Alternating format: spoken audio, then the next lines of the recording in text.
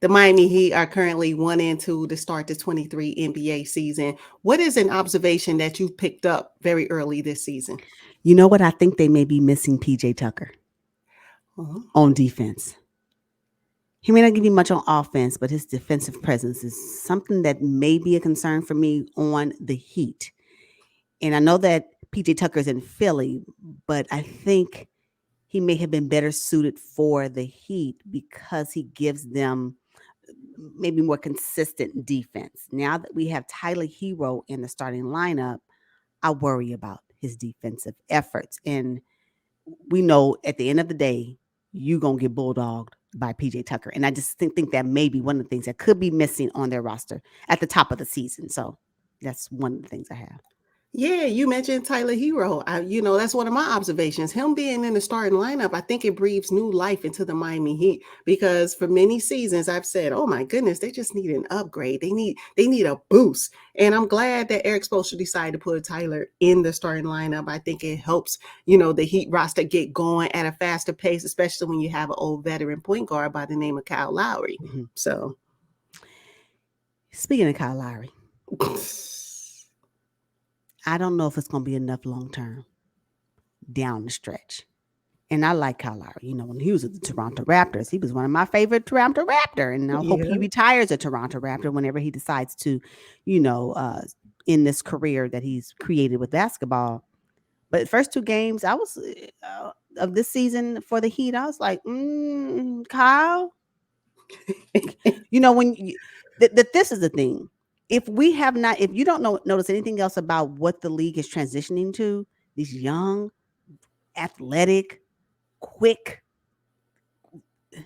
point guards or backcourts and the older players, y'all just a tad bit too slow. Just tad bit too slow. And so, and I'm not saying that that game is not necessary, but when I watch Kyle Lowry manage the floor, although he did much better when he was playing with Toronto against the Toronto game. I'm not saying, I know this is top. I understand this is only 3 games in. I get it. But when I'm looking at this Miami Heat team, I'm saying, when will they kick it in?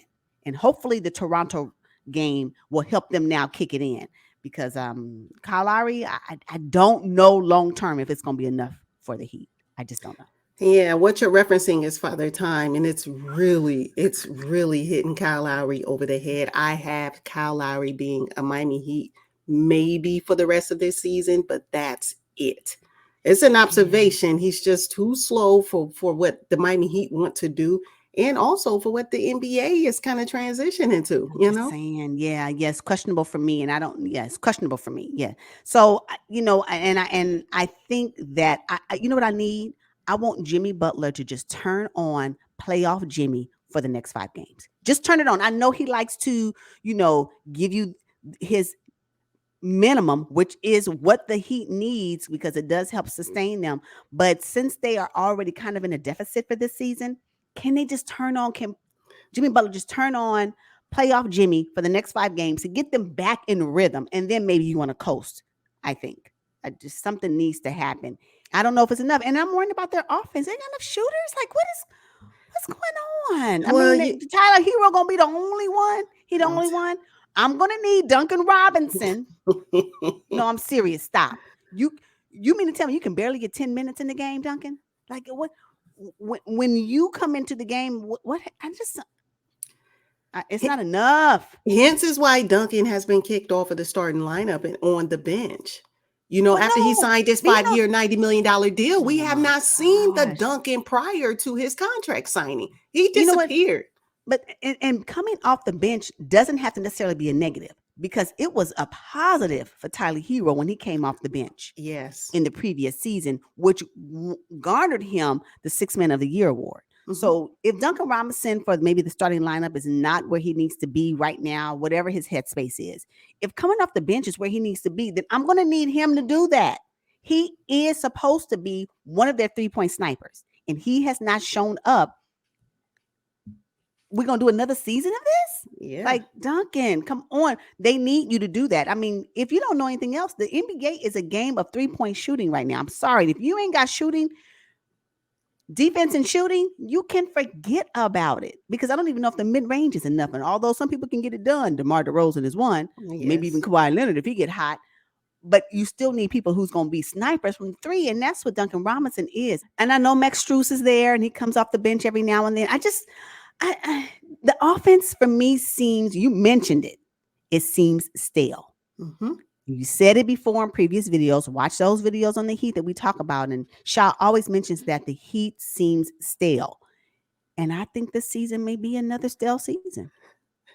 I know. And Unpopular opinion, but I don't know. yeah, it's very unpopular in Miami Heat, number one in the East last season. So clearly, it's almost like what they've been doing has worked, but I don't think it's going to work this season. I don't see it. I look at their bench. I see Gabe Vincent. We talked about Duncan being on the bench now, Max Strus and Dwayne Dedman. Maybe there's a talent. There's a talent deficit as well. Mm, mhm, mhm, mhm, I don't mhm. know. I mean, golly, it's just sad to see because I know this is towards the end of Kyle Lowry's career. Yeah, We know Jimmy Butler's getting older, and yeah. that's why he saves himself for the regular, for the playoffs when it And I matters, get it. right? And I get it. And I'm not even mad that he does it. I get it because it's worked in the past. I'm just asking for Jimmy Butler to give me 5 games of playoff Jimmy so they can get back Hmm. on track. That's all I'm asking. Right, right. Now I'm looking at Bam Adebayo, who has been kind of Mm, inconsistent. To be honest, last season I wasn't that impressed with Bam Adebayo. I think Bam might be shoppable depending on how the season looks midway through. I'm I saying. mean, he is not untouchable.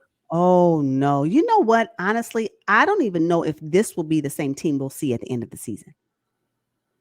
I can see them making some changes. They may need to, based on the type of play that the other teams are bringing Hmm. to the Eastern Conference.